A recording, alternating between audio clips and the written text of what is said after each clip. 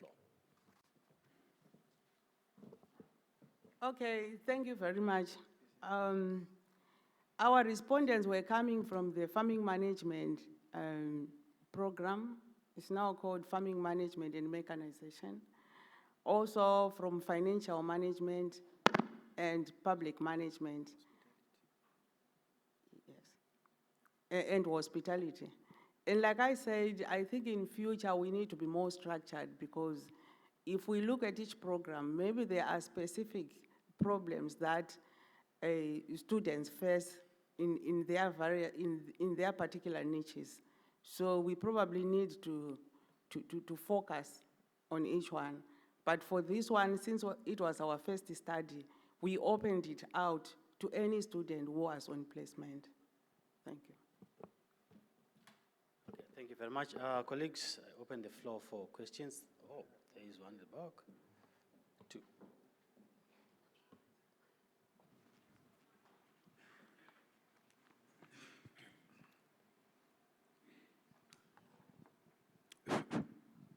Good morning, colleagues. My name is Mabura Potle. I'm coming from the ETDP CETA.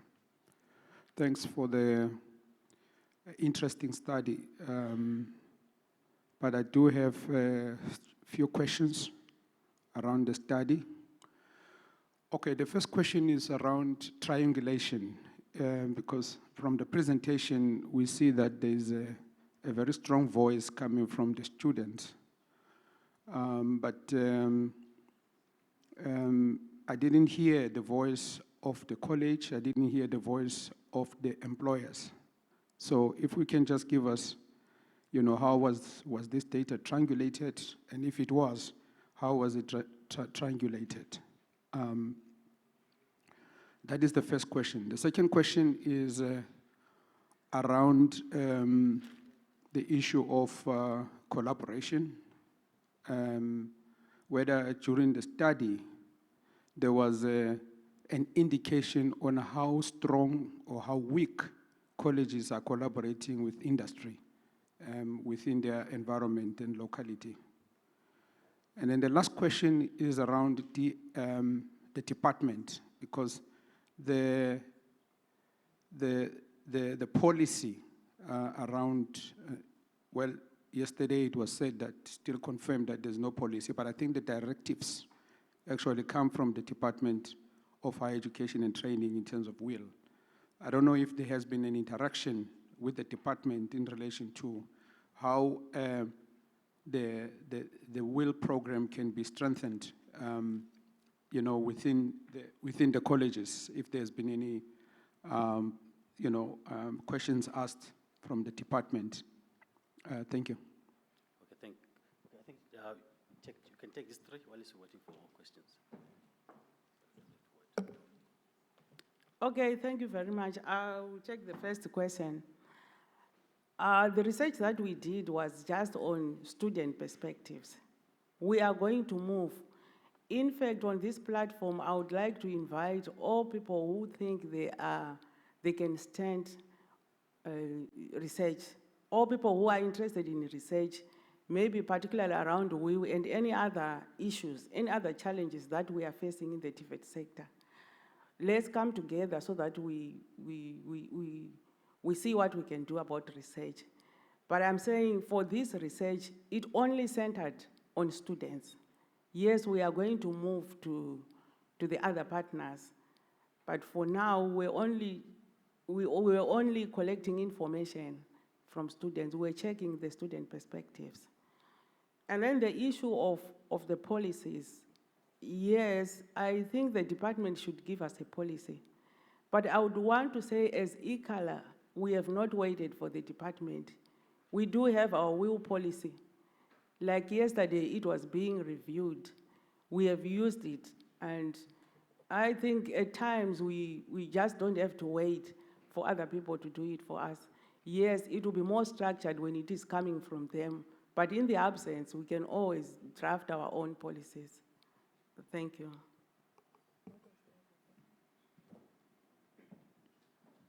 I think there are two more hands. Yes. Thank you very much for a very insightful piece of research. My name is Wana from Saski, and I would like to commend the work that has been done. And perhaps I think the first question, one of the questions that were posed, addressed mine from if we don't triangulate a piece of research and we already get into recommendations, my question was, is that not probably premature without getting the different perspectives, especially because this is in the context of partnerships? I'm also asking whether, having looked at this study from a student's perspective and getting to reach conclusions, are we not disadvantaging the very students that we're trying to advocate for when it comes to the workplace? Because I remember an incident where students were perceived to be cheap labor that stands in for permanent people when the permanent staff has gone on holiday. Isn't that the very essence that shows the strength of your experiential learning to actually equip the students to be able to hold the fort, to give them an advantage when they want permanent placement? Should we not be encouraging the students to see that as an opportunity rather than punishment? Because to get into any opportunity in the workplace, you need to have some advantage that you're bringing along. And that is an opportunity to showcase your own skills and your readiness for work. Unless then the students in this study have been placeholders. There was no work, absolutely no work in the workplace, so they were just merely ticking boxes and coming. But if those students are learning, should we not be encouraging them to use that opportunity to shine? Should respond to that?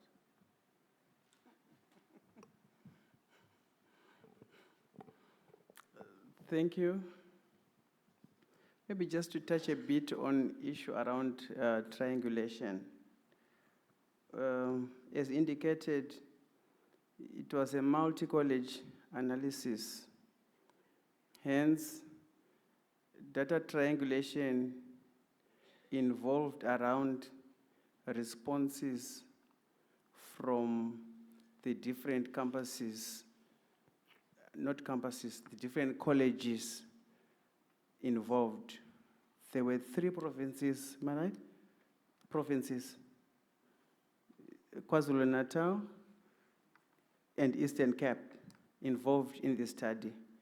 Hence, that on its own gave us, we actually reached a data saturation whereby responses from the different colleges in KwaZulu-Natal and in the Eastern Cape ended up being the same. Hence, I think that was sufficient. And as the topic reads, it was on student perspectives. However, it is important in further studies to involve other role players so that we are able to confirm the findings from the students. Thank you so much for that. On the issue around students doing so much work in place for permanent workers, it is quite good. I was also a trainee at some point during my journeyman experience, and we could work Monday to Monday. Let me put it that way, Monday to Monday. However, the challenge that I noted in the responses from students, and I did indicate that there is an element of abuse that we note, whereby a student starts work at 6 a.m. That was a particular case on the hospitality side, 6 a.m. and finishes at 10 p.m. For those that know labor law, somebody works during that period for 5 days consecutively and without any remuneration, I think it becomes a bit too much for somebody who is 18, 19, 20 years of age. So we're just trying to highlight that it is important, when you see on our recommendations, we also put incentives, that just to incentivize that part, so that our students also have the zeal to wake up tomorrow and go to work. We are not exposing per se the industry, but we are saying this is a gap that I think we also need to fill, so that those students benefit while they learn. Thank you. There's one more hand at the back, or two, or three, Okay. 4, 5. Oh, Okay. okay, the five more hands. I waive all the time for you. The other presenters didn't show up, so we can talk until lunchtime. Yes. Okay, thank you. My name is Shadrack Mpondomse from NSA. I think I was touched by the story of Vuyo. But the question that came into my mind, maybe with regard to partnership, we just need to extend it, especially to those who are taking a route of entrepreneurship. If maybe we could also partner with banks, financial institutions, because when they complete, there is also a need for them to get funding for starting their businesses. I think that also maybe if it could find its way in the recommendations, it will really help. Then secondly is the issue of, I understand the issue that you raise of incentives in your recommendations, especially to those from the challenges, that you highlighted, those who were working overtime without payment. But I think maybe also there has to be policies that protects students from exploitation. Maybe if that could find its way in the recommendation, because honestly, it's not right at all. Then lastly is the issue of the, your soft skills, are coming very strong. And in the recommendation, you stated that there has to be an alignment between curriculum as well as the needs, of the industry.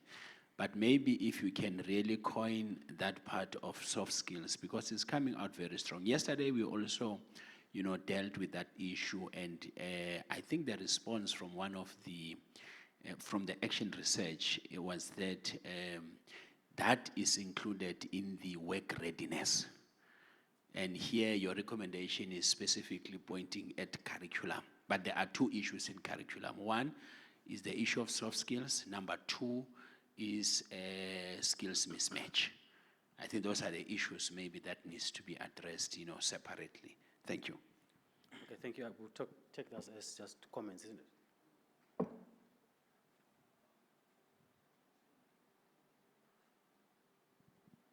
Good morning, colleagues. My name is Lebogang Khumalo from Ekurhuleni East Tibet College. Thank you for the presentations, very informative. I just have one question. Okay, two. Why is students seeking their own placement such a big issue?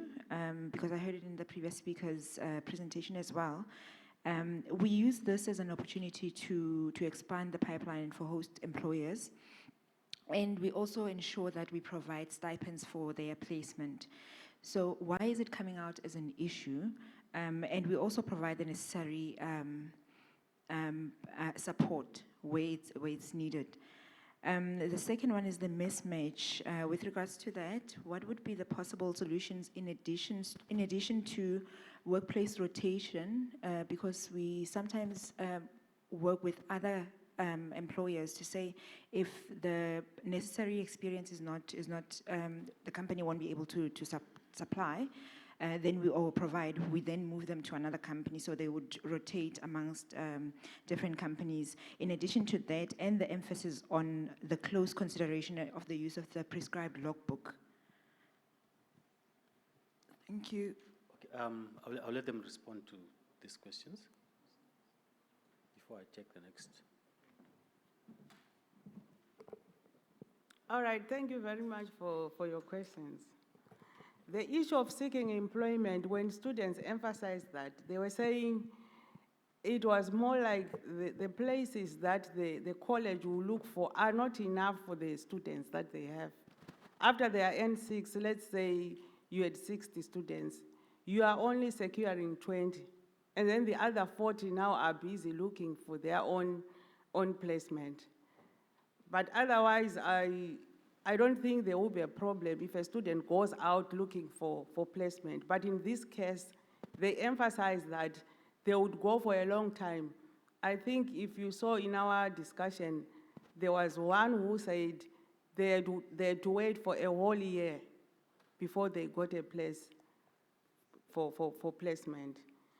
And then the issue of mismatch. The issue of mismatch says that a student has finished his or her N6 program.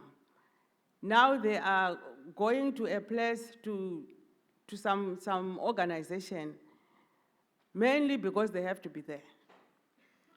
But whatever is happening in that organization is not aligned to their program. So that was the kind of mismatch that they really emphasized that is happening. So yes, I understand and I agree with you when you say they can rotate, but let's make sure that when they rotate, they are moving from one organization to the other, but those organizations are aligned to their syllabuses. Thank you.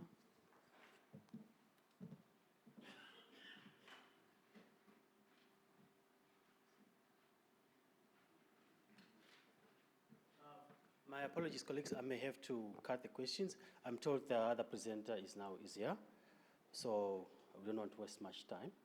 We thought we only had these two. So, colleagues, thank you very much. We'll send other questions via email.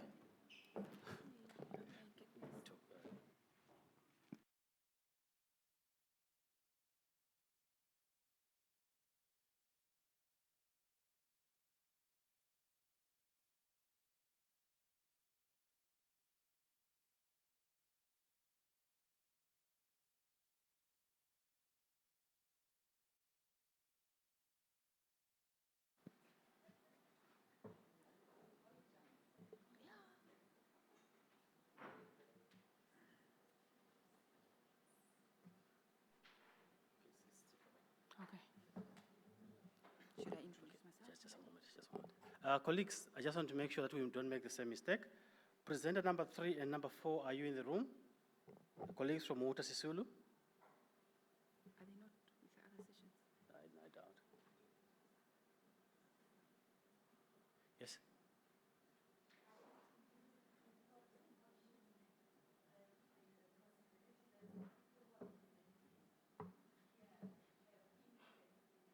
Exactly, because we are coming from other venues.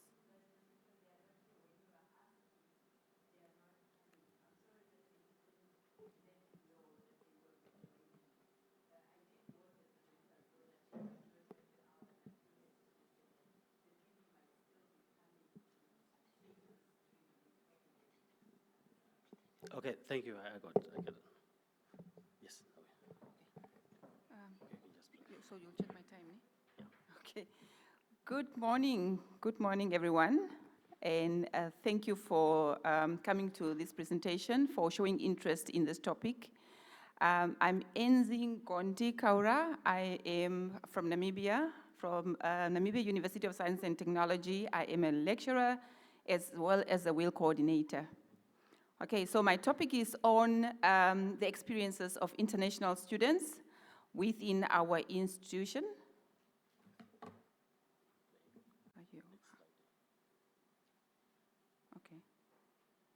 Okay, so that is the overview of my presentation. It's quite lengthy, but then I hope I'll make it in 15 minutes. Okay, so I'm going to look at the introduction and background. Let me just jump a little bit. Theoretical framework, analysis, findings, conclusion, and eventually get to the recommendations. I think my emphasis will be more on the challenges as well as the discussion thereafter. Okay. Let me give you an overview of what actually led to this study. Since we have, based on experience, and since we have been discussing since we started on 2 days, 3 days before, we have been talking about the mismatch between what employers require and what we produce at university level. We've been talking about quality of will. We've been talking about so many topics around here. And that is what I want to start with. The university that I'm coming from has implemented this program in 2011. And from there, years after, the government also implemented or proposed the implementation of, or approved actually the implementation of the WIL program at tertiary level. Okay, so now, knowing that based on the practice that universities enroll national and international students, the university, NUST, the abbreviation of the University of Science and Technology is NUST, so let me just make use of that abbreviation, enrolled 195 students in 2024 who are eligible for WIL. So by the end of this year, all these 194 students should have gone out to do WIL and to complete their studies. Okay, so now, as a unique population, you know, these students are coming from other countries. They are hosted in this new environment. They are not excluded from doing the mandatory WIL. So, and these are the students that are experiencing challenges when it comes to getting themselves on board and getting placements within the country and so on. Okay, so the purpose of the study is just to explore the experience of international students in WIL placements in local and their own international companies, and also just to create an awareness of what is happening on the ground when it comes to these students. Creating awareness and also inform the government, the institution, as well as the industry as to what these students are experiencing. Okay, now getting to the statement of problem, I'll just run through quickly. The one thing that I want to emphasize on is that the institution, the implementation, the WIL program is compulsory, yeah, to all the programs. Now, a lot of Namibian organizations are very reluctant in offering internship to the students. But the Immigration Control Act of Namibia has got a clause, you know, Section 28, subsection 6 stipulates that students holding a study permit may engage in employment, business activities, and professions in Namibia if it is a legal requirement for them to do so, yeah, in order to undergo training or instruction or education and so on. So now the reluctance in giving these opportunities to these students forces these students to go back to their home countries to do internship. And if it continues, then obviously the enrollment will drop down, and that will get to the views of the students for you to understand what I'm actually talking about here. But then obviously in adhering to these stipulations will increase the opportunities of these students within the country. Okay, let me just, here I'm just going to mention the one main objective, and that is to identify the challenges of these students or what these students are experiencing, and by looking at how they perceive this program, how important the WIL program is to the students, the challenges, how they are coping with getting internship locally or within their home countries, as well as looking at the kind of support that they require from the institution, the government, and the industry within Namibia. Okay, a literature review. What is covered on here is basically just according to literature, the challenges. proposed coping strategies, the benefits of doing internship, and so on. And the analysis of this study is supported by Schlossberg's transition theory.